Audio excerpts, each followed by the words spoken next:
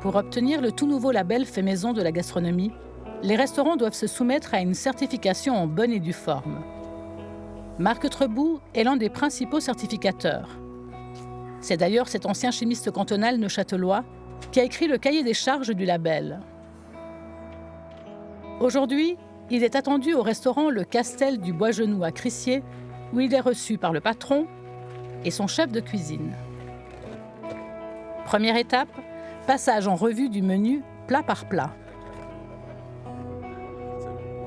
Votre garniture de chasse, elle est faite de quoi? Alors, il y a du chou rouge, une poire cuite au vin rouge, de la confiture d'érel, des châtaignes caramélisées et puis des spätzli à la farine d'épeautre. Donc les spätzli, c'est vous qui les faites? On les fait maison, journalièrement. Tout à fait. Et puis les châtaignes, elles sont sous quelle forme? Elles arrivent épluchées. Et nous, on les fait cuire crues, Ok. épluchées. Donc il n'y a pas eu de traitement thermique, c'est de la crue, oui. C'est de la crue. Ok. A priori, ce menu ne pose pas de problème, car les mets sont entièrement faits en cuisine. Pour obtenir le label, il suffit du reste qu'un seul plat soit fait maison, ce qui peut surprendre. Mais pour tous les plats qui ne sont pas faits maison, les chefs doivent alors s'engager à les signaler par un astérisque sur la carte. À ce stade de l'examen, c'est plutôt le patron qui a un souci avec le cahier des charges du label. Donc les tagliatelles, on n'a pas besoin d'indiquer de Non, label. si vous ne faites pas des tagliatelles fraîches, parce qu'il y a aussi des gens qui ont des tagliatelles fraîches. Hein. Oui. Mais si c'est vraiment de la pâte sèche, les pâtes sèches... Ah, c'est de la fraîche. Donc Alors, du si moment c'est de qu'elle la- est fraîche, Oui, donc c'est les pâtes sèches qui sont considérées dans les produits traditionnellement utilisés en cuisine. Et toutes les pâtes pâtes fraîches, d'accord. qu'elles soient farcies ou pas... Vous n'avez pas suivi? Pas surprenant, car le label est parfois un peu déroutant. En résumé, les pâtes sèches, industrielles, admises par le label. Pour les pâtes fraîches, c'est plus compliqué. Quand elles sont faites par le chef, évidemment admises. Si comme ici, elles sont achetées à un artisan, il faut alors en indiquer la provenance sur la carte. Mais si ces mêmes pâtes fraîches étaient de fabrication industrielle, un astérisque devrait alors figurer sur la carte, ce qui n'est bien sûr pas le cas dans ce restaurant. La distinction entre les pâtes fraîches et sèches m'étonne un petit peu. Nous, on travaille avec un artisan qui nous fait nos pâtes fraîches depuis une bonne dizaine d'années. Alors, on prend aussi les tagliatelles fraîches chez lui.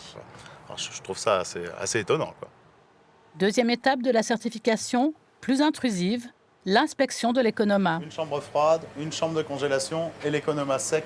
Ici, tous les produits, c'est de la moutarde.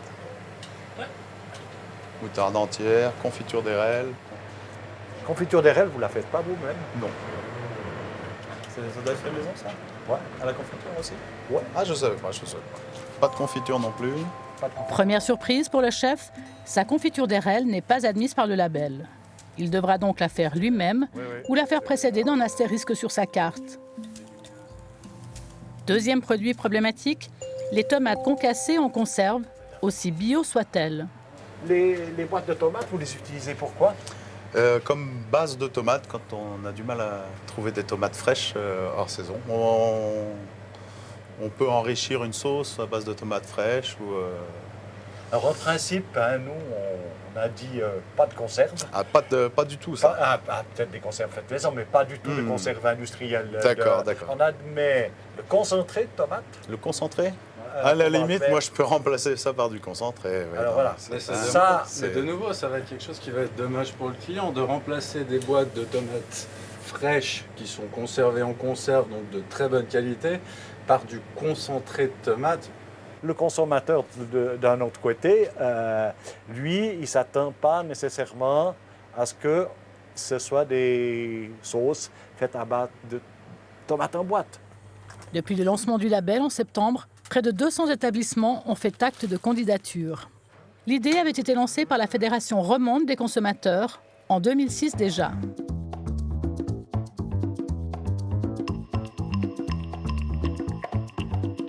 Mais à l'époque, les pourparlers ont capoté car les restaurateurs avaient mis les pieds au mur. En 2013, reprise du dialogue. Cette fois-ci, Gastrovo, la fêtière des restaurateurs vaudois, est de la partie. Leur président, Gilles Mestre, concède qu'il a fallu du temps pour convaincre. Écoutez, je crois qu'en 2006, les esprits n'étaient pas mûrs. La question de la transparence n'était pas aussi développée qu'aujourd'hui. Un certain nombre de scandales dus à l'industrie alimentaire n'avaient pas eu lieu. Je pense en particulier à la question des lasagnes à la viande de cheval. Mais surtout, c'est la crainte d'une législation nationale contraignante qui a accéléré les négociations.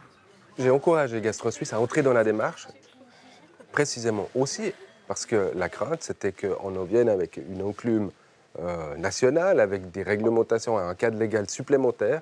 Et je crois que la contrainte n'est pas bonne. Mieux vaut une démarche positive, volontaire, non contraignante, pour permettre une adhésion au sein de la restauration. Et je crois qu'on a raison, on a eu raison. Car ce label fait maison s'obtient sur une base volontaire. Et si la logique veut que tout soit fait maison, de fait, le cahier des charges autorise de très nombreuses exceptions, surtout des produits difficiles ou trop longs à cuisiner. Fond et bouillon, ingrédients traditionnels de cuisine, acceptés. Ici, en revanche, des sauces toutes prêtes qu'il suffit de mettre au micro-ondes, évidemment refusées. Pas de feuilleté, pas de brisé. Pas de feuilleté donne un gros travail à préparer. Elles sont donc tolérées. Pas de brisé, en revanche, il n'y a rien de plus facile à faire. Nous la refusons. Un salami. On ne va pas demander à nos membres, à nos restaurateurs, d'être à la fois charcutier, fromager, boulanger. Il est accepté.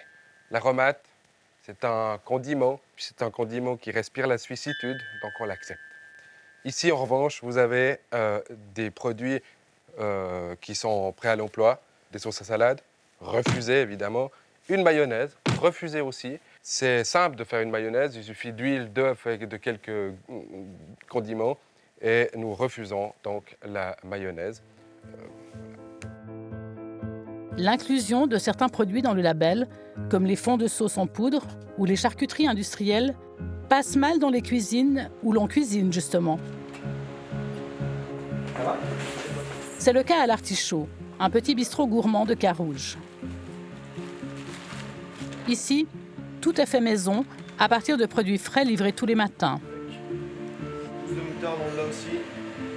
Les poireaux sont là. Le chef, Jonathan Le Texier, a tenu à nous montrer la recette de son fond de sauce.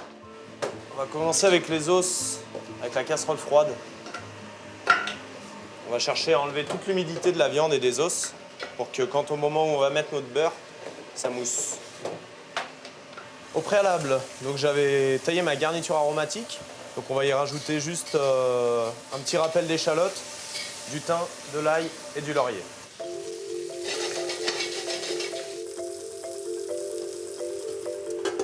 Un petit rappel de tomates fraîches aussi. Donc on peut utiliser du concentré de tomate, sans aucun problème, mais je préfère utiliser des tomates fraîches.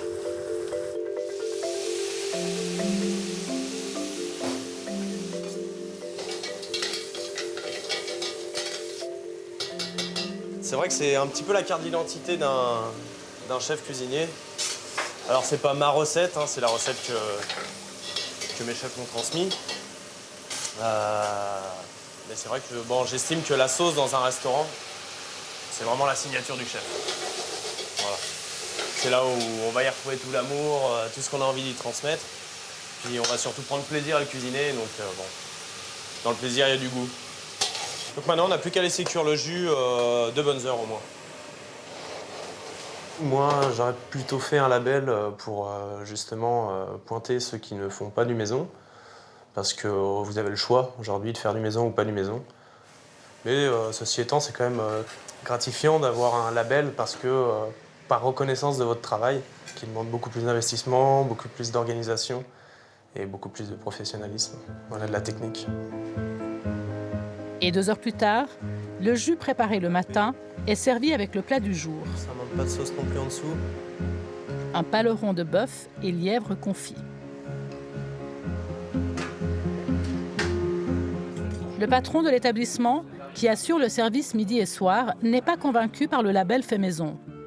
Il n'a du reste pas l'intention de le demander pour l'instant, bien que son chef fasse tout lui-même. Ce qui me dérangerait le plus, c'est que demain, un collègue à côté de moi puisse acheter du pain, un steak haché, de la salade déjà préparée, faire une sauce lui-même et dire que c'est un hamburger fait maison, alors qu'il aura strictement rien fait. Ça peut me déranger. La cuisine d'assemblage me dérange dans le sens où si vous achetez tous les éléments séparés et que vous y aviez droit par rapport à cette charte, de devoir les assembler ne reste pas très compliqué. C'est de la cuisine déjà préfabriquée. L'idée d'un label est très bien, mais avec un cahier des charges beaucoup plus restreint, ou beaucoup plus sérieux en tout cas. Vous savez, si le seuil d'entrée dans le label avait été trop élevé, l'objectif n'aurait pas été atteint. Personne n'aurait cherché à entrer dans la démarche qu'on propose. En revanche, si on a une définition qui tolère un certain nombre d'exceptions, on permet à un chef d'entrer dans notre démarche et peu à peu de modifier ses pratiques. C'était ça la position qu'on avait. Notre but, c'est pas non plus de labelliser des étoiles, et clairement, ils n'ont pas besoin aujourd'hui d'un label pour exister, pour valoriser leur cuisine. On sait qu'ils font du fait maison. Notre but, c'est de toucher le milieu de gamme, c'est de toucher les 100 grades qui aiment leur métier. Slow Food Suisse, l'association du bien manger selon ses propres termes, est l'un des 4 partenaires du label fait maison. Sa participation peut surprendre au vu de ses exigences en matière d'alimentation saine et locale. Mais elle témoigne de sa volonté de valoriser les chefs les plus motivés. Certes, il a fallu faire des compromis. Une liste d'exceptions qui est relativement acceptable, on va dire ça comme ça. Il y a aussi tout ce qui est aromates, exhausteur de goût, etc. Évidemment, pour nous, Slow Food, ça serait un no-go, comme on dit, hein, mais il a fallu faire aussi des compromis. Par contre, où je suis très content, c'est au niveau des sauces à salade, par exemple, parce que là, franchement, il n'y a rien de plus horrible qu'une de ces sauces pré-préparées, qu'elle ait le même goût, qu'on soit à Genève ou à Romanshorn. Je veux dire, ça, c'est un scandale. En plus de ça, une sauce à salade, c'est vraiment facile à préparer. Pour Slow Food, ce label est une première étape qui permet d'écarter des cuisines les produits les plus douteux. L'association espère maintenant convaincre les chefs du fait maison qui le souhaitent d'adhérer à une alliance au sein du label pour la promotion dans leur établissement de produits artisanaux du terroir, comme par exemple des fromages ou les crus, ou encore des huiles pressées à froid, comme ici, au moulin de Sévry.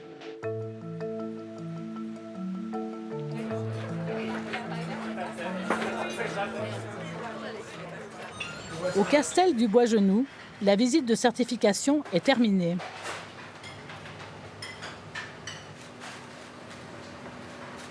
Mais il s'est très très bien passé. Je pense qu'il n'y aura rien qui va devoir avoir en Astérix. Par contre, ils vont devoir changer leur pratique. Après, des tomates, j'en trouverai des fraîches. Hein. C'est-à-dire, ça dépend de la saison. Il y a des saisons où ça va être un petit peu plus difficile, où on va perdre en qualité. On aura des tomates qui viendront de très loin et qui n'auront pas cette qualité gustative qu'on pouvait avoir avec des tomates comme ça. Ensuite, on pourra, je pense, l'an prochain, en travaillant avec la fermière, un petit peu en amont, avoir une production suffisante pour créer un stock qui nous fera passer jusqu'à l'année d'après. En faisant de nous-mêmes nos conserves, nos bocaux. Voilà. Le seul point que je trouve un peu dommage par rapport à ce label fait maison, c'est plus le fait que ce n'est pas un label qui va garantir de la qualité. Il va garantir de la fraîcheur, il va garantir que c'est élaboré sur place, mais il va en aucun cas garantir que les produits de base utilisés sont de bonne qualité. Si ce label autorise encore de nombreuses préparations industrielles, sa charte pourrait évoluer et devenir plus restrictive. Pour l'heure, il aura surtout le mérite de pousser les chefs les plus motivés à améliorer leurs pratiques, comme ici, où les confitures et les conserves seront désormais faites maison.